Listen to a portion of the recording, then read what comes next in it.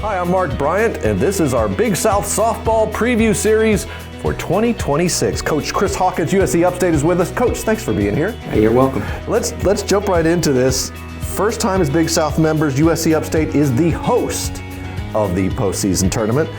How are preparations going for that, and what does it mean to the program to have everyone coming to your place for the conference title? Yeah, we've waited a while since we've been in the Big South. First time to get to host, which is awesome. Our school has been phenomenal in helping us get our field ready. We've got a lot of new additions. We've got a lot of good things that we're going to put forth for our conference tournament, and we're excited just to be home. I mean, when you practice so much there, you play so much there, and just to have that home field advantage is kind of a very good thing. And you know, I think we came into here in the Big South in 2018, and being able to host the first time is pretty awesome. Well, Big South first time, but you've been around a little bit. 32 seasons now. It is an incredible thing in college athletics these days. But when we talk the championship, you enter the season as back-to-back defending champion. So it's not just hosting. It's like they're coming to the top of the mountain here. How do you prepare for another championship run while managing expectations after winning 2 in a row? Well, I teach our kids process-oriented, not goal-oriented, so we don't really have goals. We have processes that we try to meet.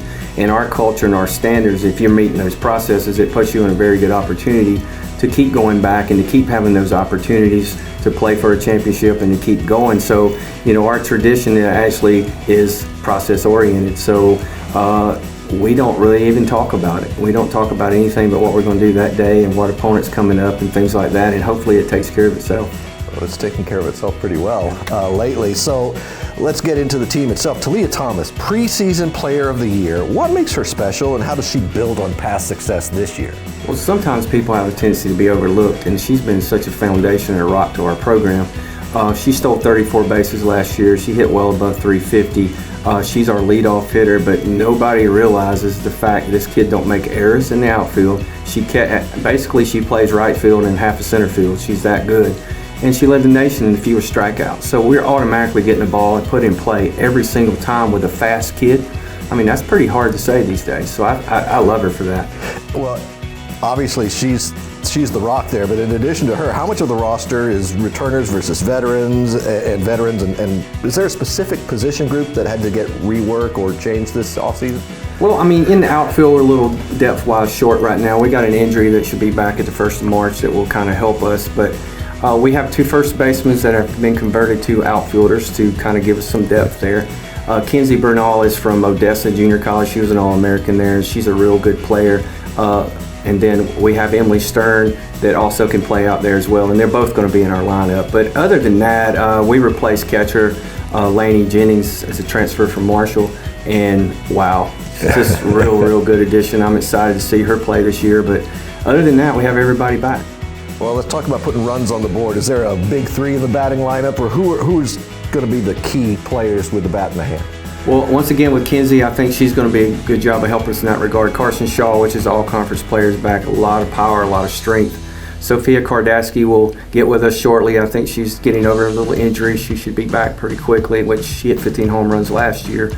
And then you got some additions that I won't really speak about. I know what they did in the past, and if they do it here, I'm going to be real happy. Let's turn it to pitching. Who are the main players who are going to get the bulk of the innings for the Spartans this year? Well, Maddie Dripp's going to get most of them. She's a senior and she's well equipped. We got Chloe Poteet from Houston, Texas. It's a freshman that's coming in, and she's going to be asked to do a lot of stuff to replace some people that we had before. Ashlyn Brown is really coming along well in our program, going into her 2nd year as well. So, and then we have a freshman, Layla Landrum, that is real good as well. So they're not Division I seasoned yet, but I really feel good about them.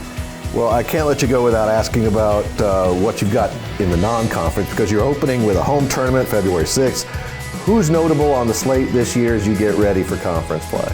Yeah, Ohio is a real good team that we open up with. We actually play twice, but if you look past that into some of the Power Fours, we go to Auburn's tournament, play them twice, play Virginia Tech twice, and then we have Georgia later on in the year. So a lot of that stuff to kind of help us. So if we are fortunate enough to get to regionals, we will have a little bit more regional play is what I look at in a bigger environment, doing a lot of things there that kind of prepare us a little bit better. Coach, thank you so much for the time. We look forward to seeing USC Upstate in action again this season. We wish you and all the Spartans the best of luck. And we thank you for watching our season preview for softball 2026.